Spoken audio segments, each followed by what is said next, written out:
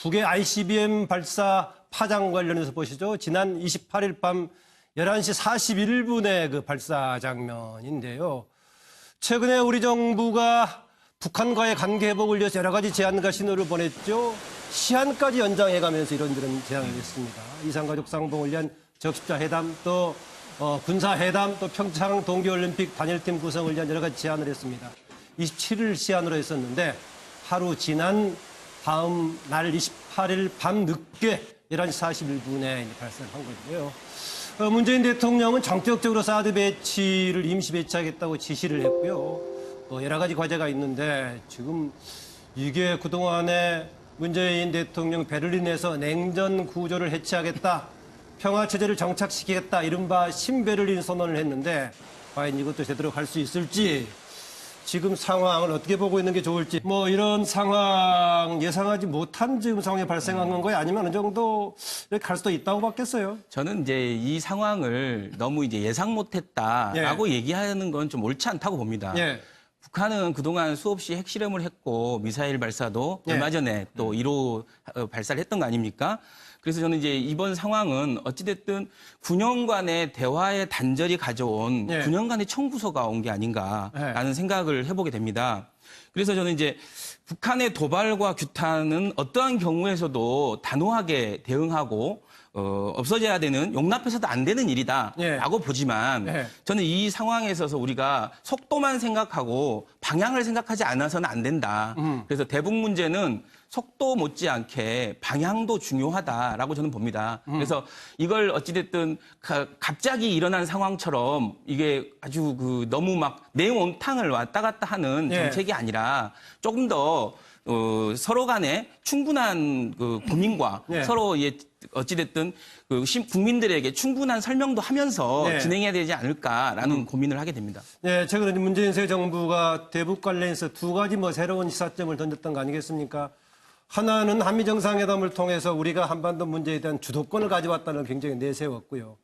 또 하나는 이제 이른바 베를린 선언, 또 과거에 김대중 대통령 때가 베를린 선언이 있었기 때문에 신베를린 선언이라고 하는데, 북한과의 어떤 간의 대화를 통해서 냉전 구조를 해체하는 역할을 해보겠다 했는데 지금 이런 상황이 터졌단 말이죠.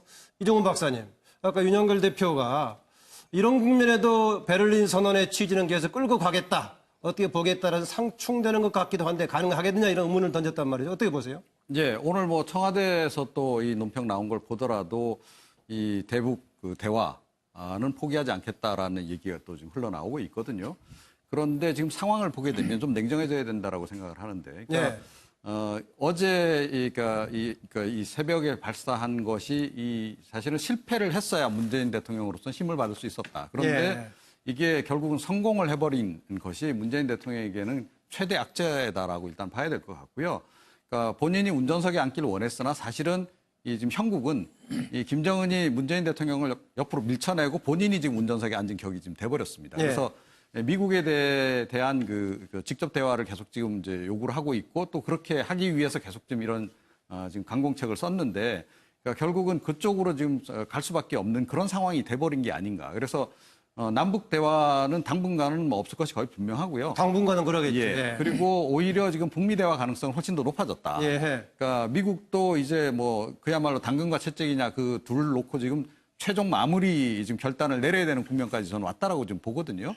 자, 이런 상황에서 과연 미국이 어떤 선택을 할 것인가. 그러니까 당장 북한을 선제 공격할 것이 아니면 일단은 대화에 들어갈 가능성이 좀 높다라고 좀 본다면, 그러니까 오히려 북미 대화가 지금 조만간 열릴 가능성이 훨씬 더 높아진 국면이 아닌가 이렇게 생각합니다. 홍장훈 소장, 오히려 이게 북미 대화 가능성은 더 많이 커졌다고 보세요? 지금 이번에 북한이 미사일을 쐈는데 두 가지가 이전하고 다르잖아요. 하나는 밤에 쐈어요. 밤에. 미국 서부 시간으로는 아침에 출근길입니다. 그렇죠. 그다음에 이제 중국과 가까운 자강도 무평리에서 쐈어요. 자, 이 발사 지점을 원점 타격을 했을 때 중국과 인접하기 때문에 중국에서 그렇게 다시 말려드는 이런 확전이 안 되도록 하는 그런 것까지 고려해서 했거든요. 자, 그런데 미국이 지금 북한을 갖다가 타격을 하려 그러면 순식간에 초토화 시켜야지, 특히 휴전선에 있는 방사포, 장사포까지, 그다음 ICBM 발사 지역과 핵 지역을, 그러지 않게 되면 아마 이 서울이 이 불바다가 될 가능성이 있겠죠. 그래서 미국도 고민이 많은 거죠. 근데 여기서 중요한 것은요. 정권이 이제 늦었다 싶을 때 입장 바꿔야지요. 왜냐하면 처음에 와서 뭐라 했습니까? 사드 보고 누락했니? 그다음에 이 영향평가에 대해서 일부러 의도적으로 이 일반 환경평가가 안 되도록 했니?부터 예. 시작을 해서 더 나아가서 이 사드에 대해서 알박기를 했다. 그래서 조사 여부까지 예. 오고 뭐 처음에 국정조사 이런 이야기까지 나왔잖아요. 예. 이제 그런 부분을 다 접고 사드를 조기 배치해라. 남은 발사대 4개를 예. 외관 창고에 있는 거를 그렇게 말을 하지 않습니까? 근데 거기에 또 지난번에 대통령께서 6월 15일 그 6.15 그 회담 그 10주년입니까? 그 15주년입니까? 거기 가서는 또 뭐라고 했습니까? 네, 기념사에. 예, 북한이 그 대화를 하면 도발을 중단하면 대화를 할 수 있다. 또 그 동시에 넣었던 이야기가 문정인 특보가 이야기를 했지만은 북한이 핵을 동결하면 군사 훈련이나 더 나아가서 전략자산 배치도 중단할 수 축소할 수 있다. 자, 이런 것들이 지금 와서 보면 매우 좀 어색하잖아요. 자, 나중에 더 가게 돼서 이제 북한이 저는 6개월도 안 남았다 봅니다. 이 6개월 안에 북한이 어떻게 갈 건가를 보고 방향을 확실히 정해야지. 우리는 계속 대화를 열어놓고 있다면서 실제로 그 대화가 무의미한 부분으로 가게 되면요. 우왕좌왕하는 모습을 보이면서 정권의 안보 대응 능력에 대한 심각한 문제와 오판으로 이어질 수 있죠. 예. 지금 화면에 나오고 있지만 보니까는요. 이게 발사 지시는 27일 날 했어요. 예, 김정은 사인이 있는 것이요. 그래가지고 28일 날 밤에 하도록 했다라는 것인데 황정 소장 얘기했던 것처럼 미국 시간에 맞춰서 겨냥해서 했던 것이다 이렇게 얘기하고 있고요.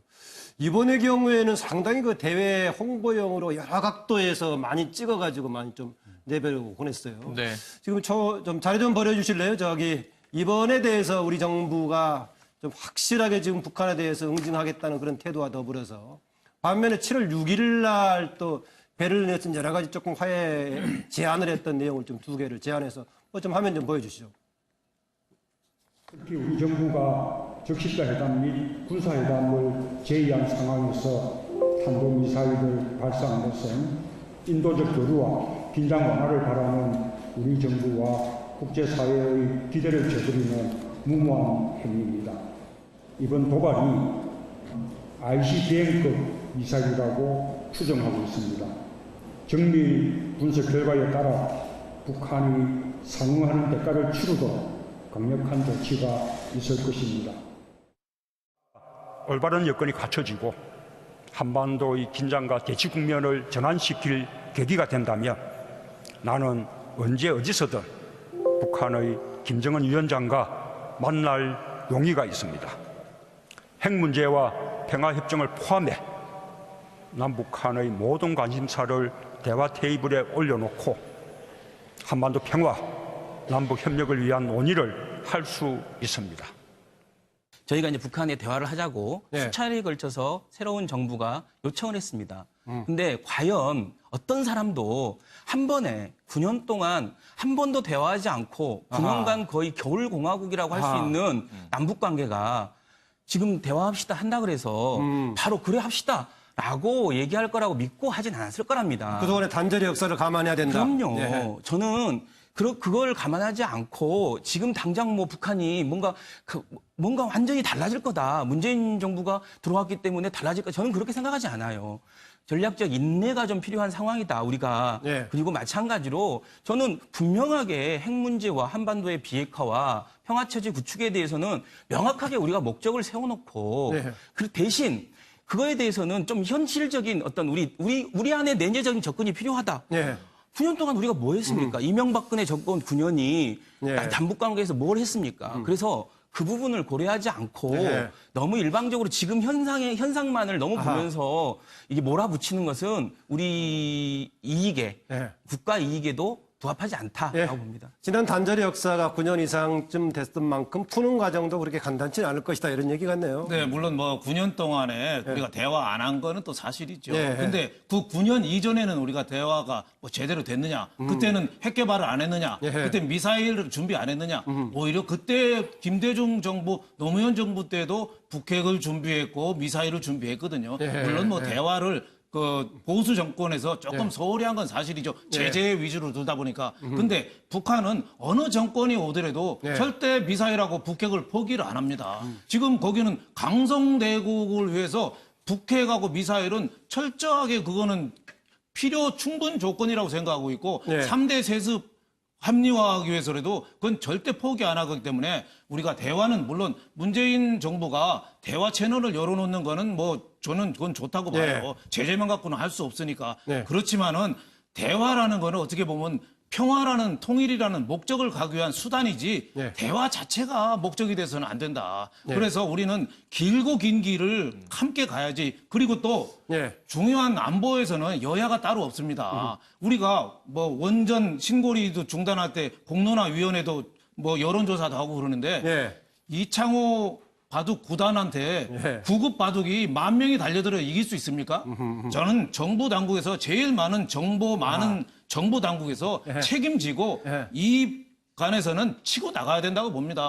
미국에서도 운전석에 앉으라고 우리 오케이 받았잖아요. 우리 운전석에는 앉았는데 아무도 옆에 탑승객이 지금 안 타고 있는데 우리가 설득과 대화로 풀어나간다는 거는 그건 분명한데 분명한 한계는 있다. 지금은 제재 국면이다. 저는 이렇게 생각이 듭니다. 우리가 지금 가장 그 어려운 일이란 사례를 빌릴 때 남북관계, 남북정상에 그렇죠. 이런 빌리긴 합니다만 상대적인 문제이기 때문에 그렇습니다. 아까 미국의 대응 관련해 가지고 황정영 소장이 마땅하게 지금 할 수 있는 사실상 미국이 할 수 있는 게 없다. 당분간은 북이 더 자신들의 레버리지를 올릴 수밖에 없는 그런 단계가 남아있을 것이라는 얘기인데요. 일설이 아까 미국의 CIA 국장 얘기가 나왔습니다마는 몇 사람들이 그 김정은 제거설을 종종 얘기한단 말이죠. 이런 것도 뭐 현실화 가능성이 그러니까 있다고 보세요. 이게 선제 타격 혹은 선제 타격이라고 하면 두 가지 모델이 있는데요. 하나는 이스라엘이 이제 이 중동하고 싸울 때 6.1 전쟁 이런 거 있지 않습니까? 예를 들면 이제 군사 시설을 타격하는 거죠. 정밀 타격. 그리고 전쟁을 조기에 이제 종식시키는데 여기에는 힘의 우위라고 하는 아주 중요한 전제 조건이 있어야 돼요. 자, 두 번째가 이제 흔히 얘기하는 김정은 참수 작전. 그러니까 지도부를 제거하는 작전. 이걸 얘기하는 거죠. 그런데 문제는 한번 생각을 해보시면 김정은을 제거한다. 그러면 어떻게 될까요?